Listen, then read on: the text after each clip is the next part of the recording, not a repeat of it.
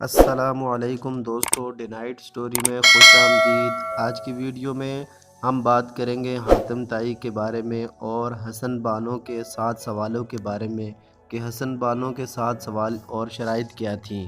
तो दोस्तों, इससे पहले हम एक पार्ट बना चुके हैं हसन बानो के 7 सवालों का वाक़या।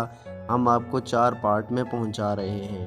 पहले एक पार्ट बन चुका है जिसकी लिंक हम आपको डिस्क्रिप्शन में सेंड कर देंगे और डिस्क्रिप्शन से आप अपनी जो पहला पार्ट है उसको भी देख सकते हैं या चैनल पर सर्च कर भी देख सकते हैं। तो चलते हैं अपनी वीडियो की तरफ। बादशाह ने इससे कहा, कल लौंडी ने इस फ़कीर की मेहमानी की थी, सो इसने दोपहर रात गए 40 चोरों के साथ आकर मुझ गरीब का घर लूटा, 10-20 को ज़ख्मी किया, 2-4 को मार डाला और 11-12 लाख रुपए का ज़ेवर जवाहिर नक़द असबाब ले गया।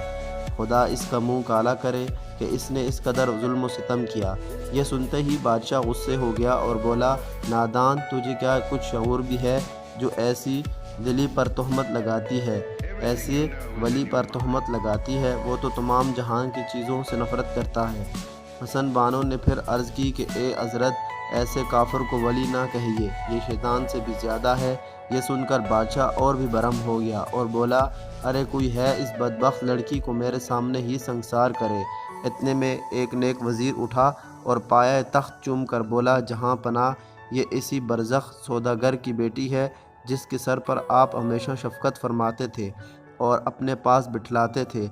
आज इसी को संसार करते हैं। अगर इसके साथ ये सलूक हुआ तो हर एक इस अंदेशे से हलाक होगा कि जहाँ पनाह हमारे बाद भी हमारी औलाद से भी यही सलूक करेंगे, और इस ख़याल से आपके ग़ुलाम एक एक करके भागना शुरू कर देंगे और क्या अजब गनीमों से जा मिलेंगे।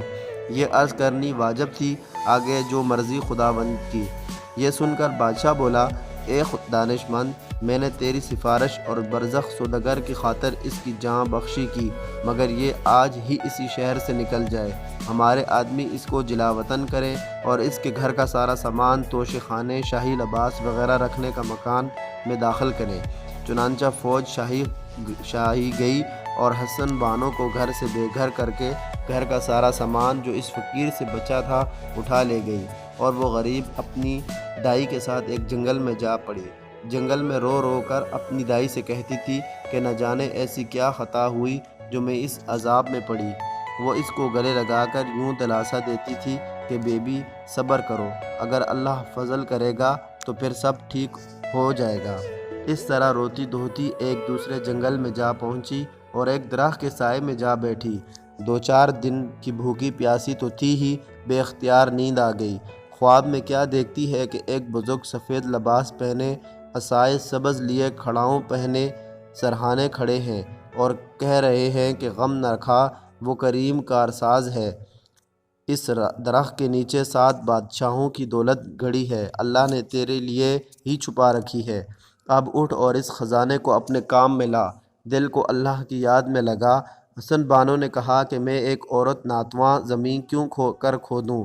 बुज़ुर्ग ने कहा, तू एक लकड़ी से ज़रा खोद और अल्लाह की कुदरत देख, वो इस मुश्किल को कैसे आसान करता है। यह सुनकर हसन बानो चौंक उठी और दाई से हकीकत कहने लगी। आखिरकार इसने इसकी दाई ने जब इस दरख्त की जड़ एक लकड़ी से खोदी तो 7 कुएँ अशरफियों से भरे और 100 संदूक जवाहिर से लबालब माँ इस मोती के जो मुर्गाबी के अंडे के बराबर था दिखाई दिए। हसन बानो निहायत खुश हुई और अल्लाह का शुक्र करके अपनी दाई से कहने लगी कि तुम इस घड़ी शहर से हमारे कुंबे वालों को ले आओ और खाने पीने की चीज़ भी लेती आओ। इसने कहा, तुझे तन्हा कैसे छोड़ूं? वो इस बातचीत में थी कि हसन बानो का दूध शरीक भाई फ़कीरों का बेहस बनाए आ निकला। हसन बानो ने इसे गले लगा लिया और दिलासा दिया कि तू इत्मीनान रख, अल्लाह ने इस कदर ज़ोर जवाहिर दिया है कि जिसका हिसाब नहीं। तू ये रकम ले, तेरा शहर से हमारे तमाम अजीज़ों को ले आ और राज मज़दूर भी बुला ला ताकि वो एक आलीशान इमारत तैयार करें। मैं चाहती हूँ कि एक बहुत बड़ा शहर बसाऊँ और इसका नाम शाह आबाद रखूँ, लेकिन यह भी अभी किसी पर ज़ाहिर ना करना। चुनांचा वो थोड़े से रुपए लेकर शहर गया और तमाम तबाह हाल अजीज़ों को लेकर हसन बानो के पास आ गया। वो सब बहुत खुश हुए اور ایک بڑا سا خیمہ لگا کر اس میں رہنے لگے۔ تو دوستو اس کے بعد وہ پھر شہر سے کاریگروں کو لے کر آیا اور 6 مہینے میں ایک حویلی تیار ہو گئی۔ پھر حسن بانو نے حویلی کے گرد ایک عالی شان شہر آباد کرنے کا ارادہ کیا۔ اس پر لوگوں نے کہا کہ بادشاہ کی مرضی کے بغیر اتنا بڑا شہر بسانا اچھا نہیں۔ یہ سن کر حسن بانو نے مردانہ لباس پہنا اور ایک عربی گھوڑے پر سوار ہو کر چند پیادوں کو آگے رکھ کر ایک خوان جواہر اور ایک یاقوت کا اپنے ساتھ لے کر شہر کی طرف روانہ ہوئی۔ بادشاہ کو خبر ہوئی کہ ایک سوداگر بچہ حضور کے قدم بوسی کے لیے آیا ہے۔ بادشاہ نے اجازت دی تو وہ حاضر ہو کر آداب بجا لائی اور نظر کے خوان پیش کر کے امیدوار مہربانی کی ہوئی۔ بادشاہ نے خوش ہو کر پوچھا کہ تم کس شہر کے رہنے والے ہو اور کس کام کو آئے ہو؟ تمہارا نام کیا ہے؟ وہ ہاتھ باندھ کر بولی، میں فلاں سوداگر کا بیٹا ہوں، والد جہاز پر مر گئے، عرصے سے قدم بوسی کی آرزو تھی، آج قسمت کی مدد سے یہاں تک پہنچا ہوں، اب باقی عمر حضور کے سائے میں بسر کرنا چاہتا ہوں، لہٰذا اگر حکم ہو تو فلاں جنگل میں ایک شہر آباد کر کے نام اس کا شاہ آباد رکھوں۔ بادشاہ یہ سن کر بہت خوش ہوا اور کہنے لگا، آج سے تو میری فرزندی میں داخل ہے، جہاں چاہے وہاں رہ، جو چاہے سو لے۔ حسن بانو نے آداب بجا لا کر کہا، اے خداوند، اگر غلام کو شہزادوں میں شمار کیا ہے تو کسی عمدہ خطاب سے بھی سرفراز فرمائیے۔ میرا نام بہرام ہے، جو اس لائق نہیں۔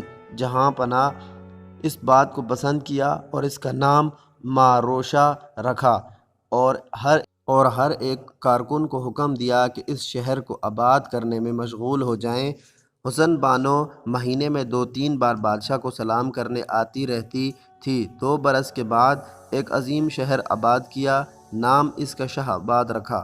ایک دن بادشاہ کو سلام کرنے جو آئی تو بادشاہ اس وقت اس درویش بزرگ صورت مگر شیطان سیرت کی یہاں جایا چاہتے تھے۔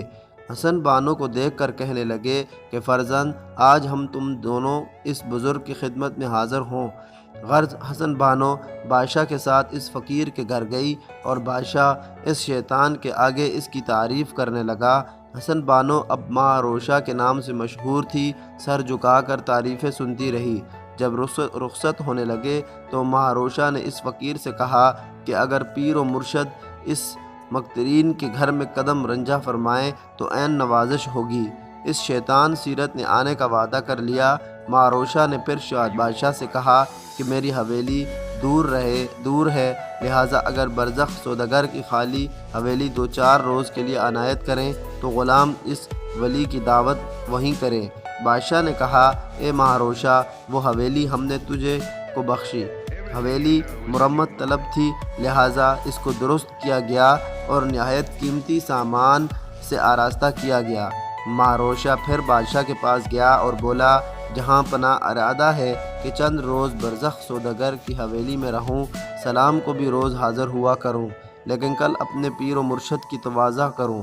بادشاہ نے فرمایا، بہت بہتر۔ بادشاہ سے رخصت ہو کر حسن بانو نے ایک آدمی سے کہا کہ تو جا کر اس فقیر سے یہ عرض کر کہ کل اگر تشریف لے آئیں تو بڑا کرم ہو۔ فقیر نے دعوت کر لی قبول اور صبح کو فقیروں کے ساتھ لے کر سونے کی اینٹوں پر پاؤں رکھتا ہوا چلا۔ شہزادے نے اس کو مسند شاہانہ پر بٹھایا، زور و جواہر کے خوان پیش کیے مگر فقیر نے قبول نہ کیے۔ پھر کئی خوان میوے کے منگوائے اور ایک دسترخوان کا بچھوایا اور ہاتھ دہلا کر عرض کی کہ پیر و مرشد کچھ نوش فرمائیں۔ یہ سن کر اس نے ہاتھ بڑھایا مگر 2-4 لقمے کھا کر کہا کہ بس، فقیروں کو پیٹ بھر کر کھانا اچھا نہیں، عبادت نہ کر سکیں گے۔ مگر فقیر اپنے دل میں کہتا تھا کہ سب اسباب اپنا ہے۔ تو دوستو، آج کا دوسرا پارٹ ختم ہوتا ہے۔ نیکسٹ ویڈیو میں جلد ہم حاضر ہوں گے، جس میں ہم آپ کو حسن بانو کا تیسرا اور آخری پارٹ بتائیں گے۔ تو دوستو، ہماری ویڈیو اچھی لگی ہو تو چینل کو سبسکرائب ضرور کرنا۔ دوستو، ویڈیو کو لائک اور شیئر بھی کر دینا۔ شکریہ۔ اللہ حافظ۔